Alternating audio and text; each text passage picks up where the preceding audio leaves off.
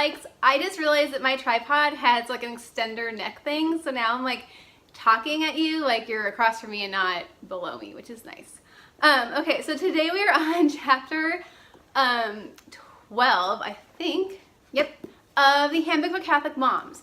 Now this is a collab with other Catholic moms here on YouTube, if you don't already know, and so make sure that after you watch this video you head over to their channel, subscribe, watch their videos. Everyone has an awesome perspective. We're all Catholic and we're almost all moms, but there are some people who aren't moms either, and a lot of the chapters you don't have to be mom to talk about, so it is totally fun and we are all enjoying each other. That being said, today is about chapter 12 is about creativity, and it's funny because I have never ever labeled myself as like a creative person. That was my sister. She was the artist of the family, and it's funny that I feel like when you have multiple siblings, everyone kind of fits a role, and so she was definitely who I would consider like the creative one.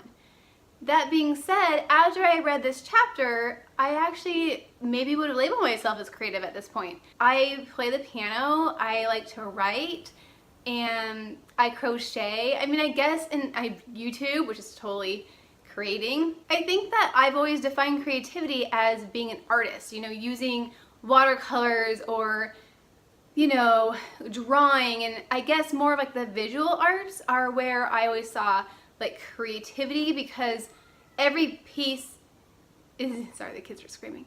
Every piece is so unique. And, you know, when I play the piano, I'm playing somebody else's work, and so I don't feel like I'm necessarily creating. I guess I'm creating music though. I guess I just didn't think of writing as being creative, and it totally is, and I've always loved to write. And even if you write nonfiction, you're still creating.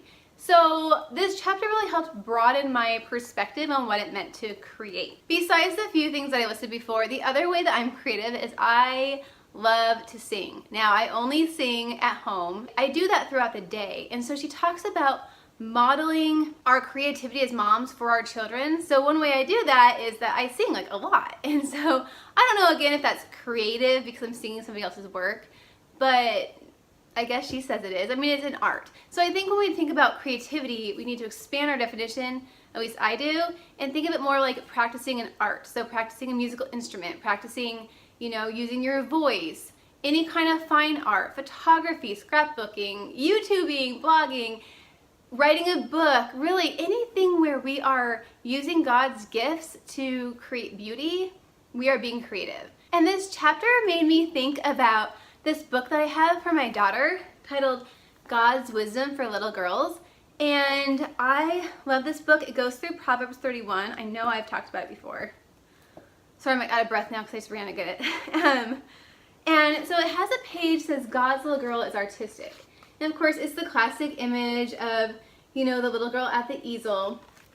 And I'll read you what it says. It says, "What else do I dream? Would you like to know? To make pretty things just like a real pro. Will I paint? Will I sew? How will I create?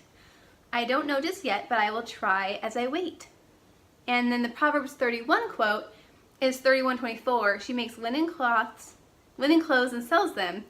She provides belts to the merchants." So obviously it's a very loose interpretation of that proverb, but I do think that God does want us to create, as Lisa Hendy talks about in her book. I just love that this book reinforces this for my daughter as well. These are really great books. They have them for girls and boys. I'll put the links down below, and I just really use them a lot to teach virtues to both my son and my daughter, and I'm constantly asking my daughter, what does God's little boy do? Because usually he's doing the opposite. So what I want to say is, besides creating in the ways that I talked about before, she also mentions traveling, and I really enjoy traveling. We don't get to do it very often, but if we did, that'd be amazing. However, she talks about just traveling also using the internet or videos to like virtually travel to places, and I think that's a great idea. There is a video that I found called Walking the Bible, and I think it's fairly, like, it's older. I think it's by PBS. I want to start watching that every day, maybe with the kids, maybe not, because I really want to go to the Holy Land. I don't foresee it happening anytime soon, but, you know, one way to do that is by watching other people have the privilege to get to go to the Holy Land, and at least being able to picture things in your head. I think that that's just so lovely, especially for the Bible, to be able to really understand where certain events happen. They also, I'm sure, have videos of like Lourdes and Fatima and Our Lady of Guadalupe, and all these great sacred places are just at our fingertips, really. And it's fun to do that with the kids. She talks about doing art with the kids and things, and I try. I'm just not super into like coloring and stuff.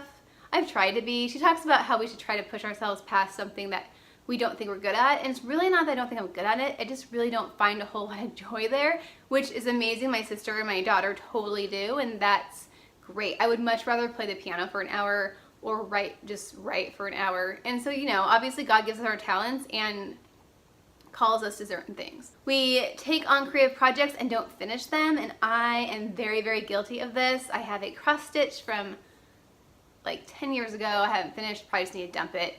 I have an infinity scarf I was crocheting and never got completed for some reason. She talks about taking this month and finishing a project, and honestly I just don't feel like I have any projects to finish. I just kind of want to start over. But I do really, especially with how many times we've moved, I've lost which pattern I was using, and it's a pain. However, I do think I'm going to take this month and commit to playing the piano for 10 minutes a day. With the piano, if you do not use it, you lose it. It's like so serious.